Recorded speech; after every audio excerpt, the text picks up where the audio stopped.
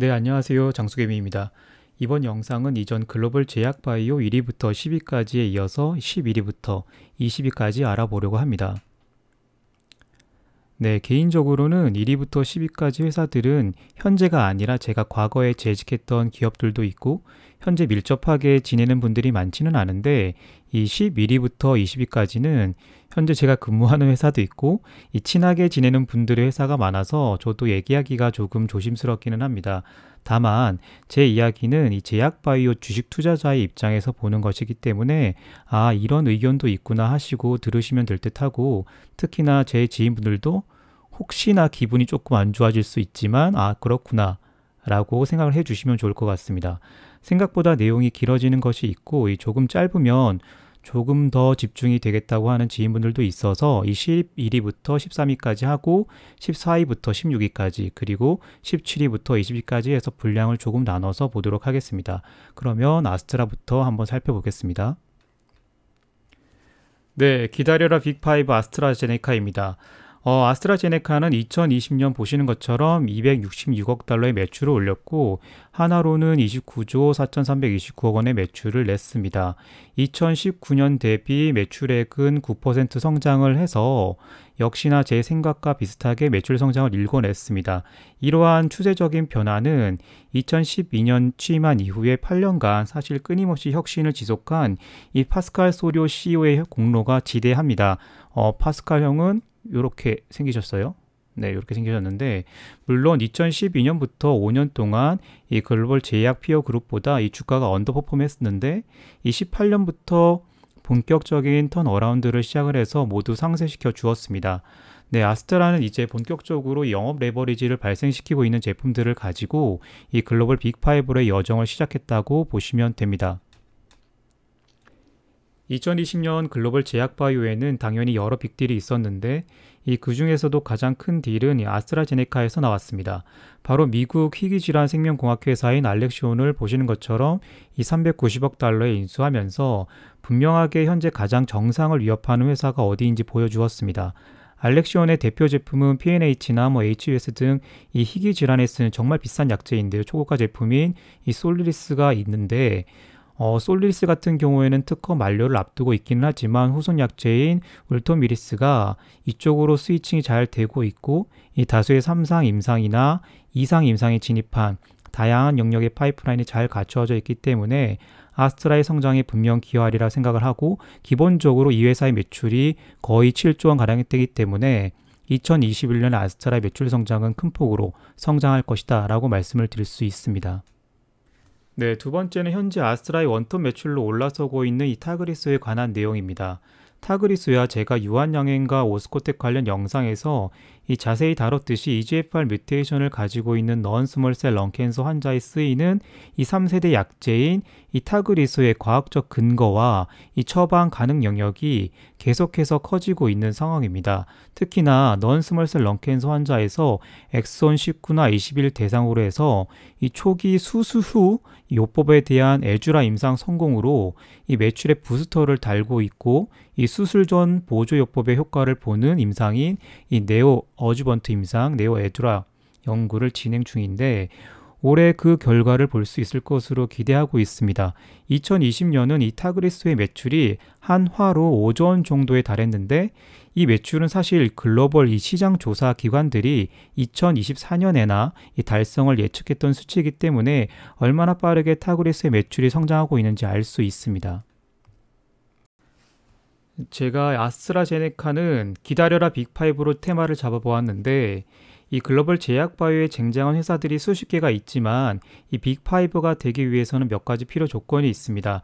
첫 번째는 이 항암제에서 남들은 넘볼 수 없는 아성을 쌓고 있는 이 블록버스터 제품이 꼭 있어야 합니다.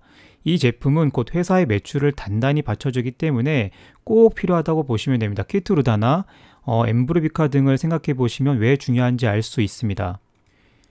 두 번째는 이 심혈관 및 대사질환 품목에서도 경쟁력이 있어야 합니다. 항암제는 분명 여러 질환 영역 중에서 수익성이 가장 높은 에어리어지만 이 전 세계 사람들에게 가장 일상적으로 위협이 되는 질환은 심혈관 및 대사질환입니다.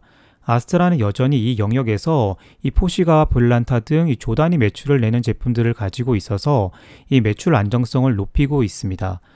세 번째는 이 이뮤놀로지 영역입니다. 면역 관련 질환은 최근에 잭이나 인터루킨 제제들이 속속 그 매출 볼륨을 크게 늘려가고 있는 상황에서 종합 제약사는 버릴 수 없는 카드이고 이 호흡기 관련 제품들도 그 영역이 분명히 있습니다.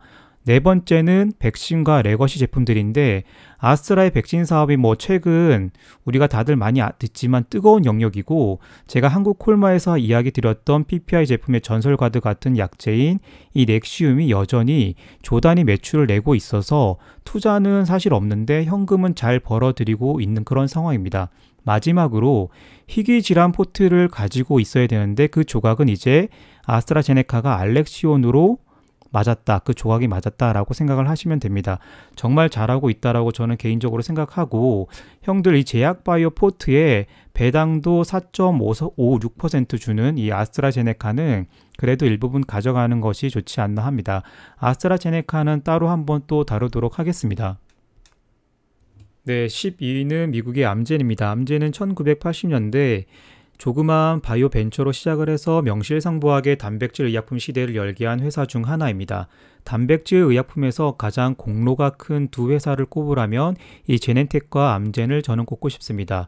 2020년 암젠은 254억 달러의 매출을 가지고 하나로는 28조 1,051억 원의 매출을 올렸습니다. 다만 여기 보시는 것처럼 이 전년 대비 9%의 성장으로 표시되어 있지만 2020년에 셀진으로부터 오테질라라는 품목 자체를 도입을 했기 때문에 이것을 제외하고 본다면 역성장했다고 보시면 됩니다.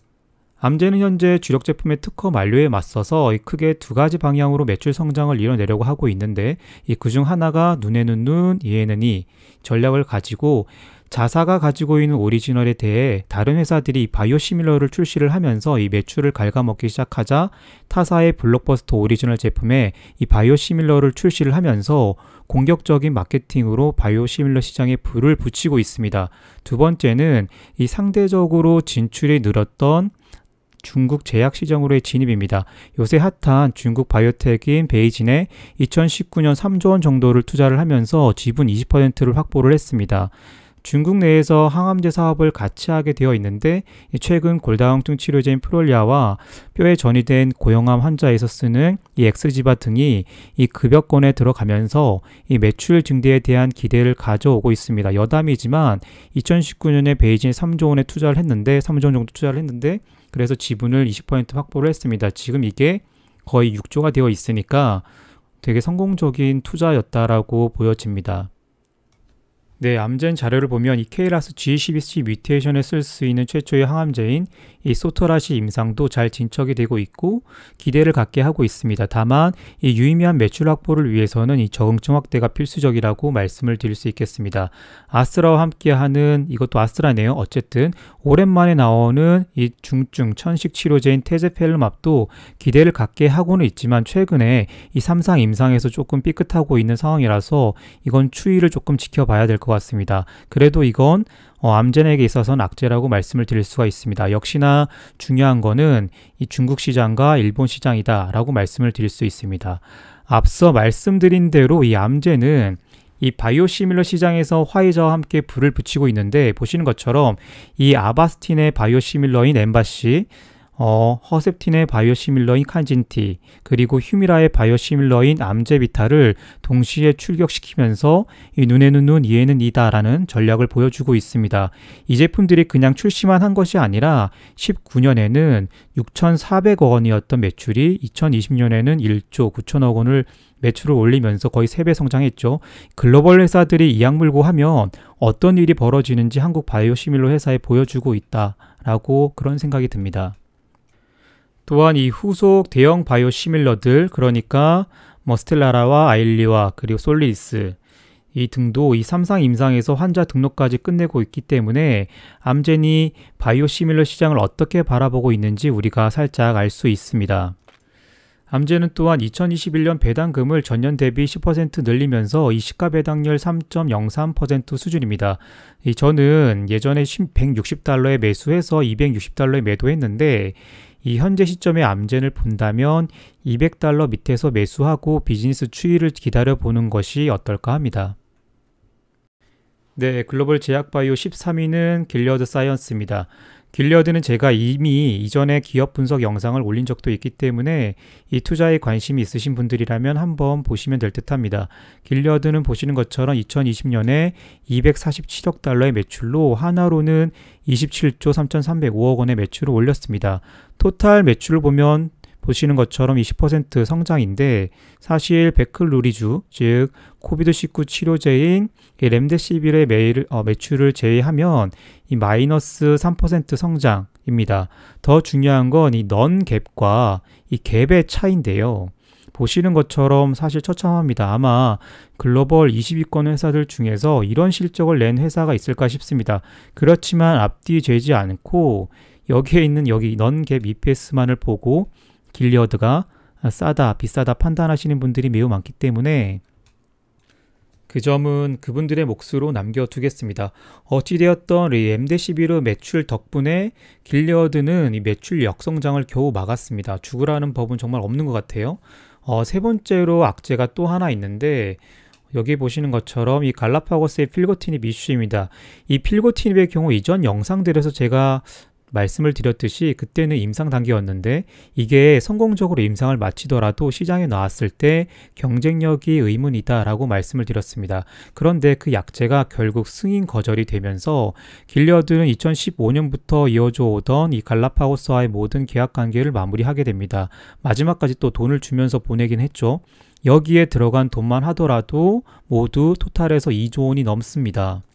우리 제약바이오 투자자들이 정말 조심해야 하는 것 중 하나의 사례로도 볼 수 있는데 이 필고티닙 임상 당시에 원 개발사인 갈라파고스의 CEO가 경쟁품 대비 안정성 측면에서 우리의 필고티닙이 유리하기 때문에 우리 약재가 시장에 출시되면 큰 경쟁력을 가져가게 될 것이다 라고 했는데 이 친구는 역사 속으로 이제 사라질 테고 그 CEO가 얘기했던 경쟁품은 바로 에브비의 림보크입니다. 림보크는 2020년 출시해서 수천억 원의 매출을 내면서 퀄리티 스타트를 했죠. 저희가 함정을 잘 피해가는 수밖에 없습니다. 네, 고림보원인 상태에서 2020년 길리어드는 이 ADC 개발사인 이뮤노베이스를 210억 달러에 인수하면서 기업 가치의 반등을 모색합니다. 210억 달러면 사실 길리어드 입장에서는 사원을 건 인수라고 보시면 될 것 같습니다. 210억 달러를 주고 이뮤노메딕스로부터 건져 올린 대표 약재는 바로 ADC 제품인 트로델비입니다. 치료제가 현재 마땅치 않은 3중 음성 유방암에 적응증을 받은 약재입니다. 아스트라의 악셀리온 인수와 함께 2020년 가장 큰 기업 인수 합병으로 기록되었습니다. 사원을 걸고 인수한 기업이니만큼 이 트로델비에 기대하는 바가 굉장히 크고 트로델비는 반드시 TNBC를 넘어서 이 다른 적응증으로 외연을 확대해서 꼭 매출 볼륨을 키워줘야 합니다. 그렇지 않으면 우리 빅타비가 너무나 외롭게 고군분투하게 됩니다. 아무쪼록 길리어드의 선전을 기대해 봅니다. 네, 마지막 장입니다. 11위부터 20위까지 기업들이 할 말이 더 많은 것 같습니다. 마지막으로 이뮤노메딕스를 보면서 저는 그런 생각이 들었습니다. 길리어드의 인수를 당한 이뮤노메딕스는 이 ADC의 전문 기업 중 하나인데 1981년 창업 이후에 당연히 상업약재는 없이 연구개발에 몰두한 기업입니다. 이뮤노메딕스에 투자했던 분들이라면 이 38년 후인 2020년에 100배 이상의 수익을 올렸을 겁니다. 그런데 저희는 38년까지는 기다리지 말자고요. 이 장기 투자가 좋기는 한데 빛을 보기도 전에 저희가 먼저 화병으로 죽을 수도 있죠. 제가 말씀드리고 싶은 부분은 이제 ADC의 시간이 무르익고 있다는 겁니다. 2, 3년 안에 많은 임상 단계의 ADC 약재들의 결과가 쏟아질 예정이고 여기 보시는 것처럼 뿌옇지만 상관 안 하셔도 돼요. 허가를 받아 시장에 출시되는 약들도 있을 겁니다. 이 항암제에서 앞으로 한 축을 담당할 ADC에도 이 제약바이오 투자자들은 관심이 꼭 필요합니다. 그러면 남은 주말도 잘 보내시고요. 저는 다음에 14위부터 16위의 기업을 또 한번 살펴보도록 하겠습니다. 그러면 형들 우리 장수해요.